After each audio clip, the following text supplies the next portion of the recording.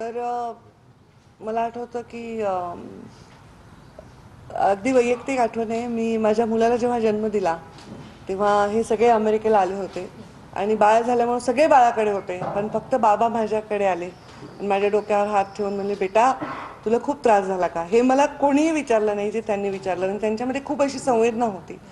आम्ही जर झोपलेलो असो आमच्या रूममध्ये तर ते हळूच डोकावून बघायचे, पण हळूच दरवाजा बंद करायचे आणि त्यांना असं वाटायचं की डिस्टर्ब नाही केला पाहिजे. इतकं ते आम्हाला सन्मान द्यायचे. एक मुलगी म्हणून जे सन्मानपूर्वक वागणूक मुंडे साहेबांनी आम्हाला दिली, ती वागणूक जर सर्व मुलींना त्यांच्या वडिलांनी दिली तर फार प्रगल्भ आणि कर्तृत्वान मुली घडतील असं मला वाटतं.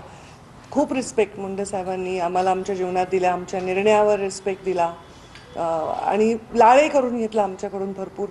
आमच्या घरातले सगळ्यात लाडकं बाळ असल्यासारखे मुंडे साहेब होते. आम्ही त्यांना खूप पॅम्परही करायचो. मला खरंच आज शब्द सापडत नाही एखादी गोष्ट सांगण्यासाठी, पण दुसऱ्याच्या वेदनेची त्यांना जाणीव होती. त्यांचा एक अपघात झाला होता, तेव्हा त्यांच्या हातातला फ्रॅक्चर झालं होतं आणि मोठं ऑपरेशन झालं.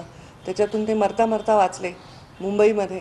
अपघात परळीत झाला होता आणि परळीत अपघात झाल्यानंतर जेव्हा ते त्या अपघातातून सावरले तर त्यांचा पहिला प्रश्न होता की जो गाडीसमोर आला तो मुलगा कसा आहे. त्यांनी स्वतःच्या वेदना सोडून त्या मुलाविषयी प्रश्न विचारला. पहिला प्रश्न, तो मुलगा कसा आहे, तो ठीक आहे ना, तो जिवंत आहे ना, त्याला काही लागलं नाही ना, त्याचा इलाज नीट करा. ही त्याची जी भावना होती ना. आणि मला असं वाटतं मी मुंडे साहेबांची फक्त मुलगी नाही आहे, मी त्यांची शिष्य होते, त्यांची चेली होते, त्यांची चमची होते. आणि त्याच्यामुळे मी जे शिकले, मुलगी म्हणून तर जे अंगीभूत काही असेल संस्काराचा भाग, पण शिष्य म्हणून जे मला काम करायची संधी मिळाली त्याच्यातून मी जीवनामध्ये खूप शिकले. मी थकणार नाही, मारणार नाही. युअर स्टार बाबा असं काय सांगाल? खरं सांगू का, दरवेळी मला प्रश्न पडतो काय बोलायचं मुंडे साहेबांच्या या दिवसांना. आणि आज मला एक फोटो सापडला, तो गृहमंत्री असतानाचा आहे. ते कोर्टाच्या पायऱ्या चढत आहेत वाटतं आणि 2-3 पोलीस पण आहेत, पण मी त्यांचा फक्त फोटो ठेवला आणि ते पायऱ्या चढत आहेत. मला नाही वाटत की मृत्यू पश्चात सुद्धा रोज लोकप्रिय होणारा व्यक्ती असू शकतो कोणी. आज साहेब जीवित नाहीत, पण 10 वर्षामध्ये मी बघते त्यांची लोकप्रियता वाढतीये.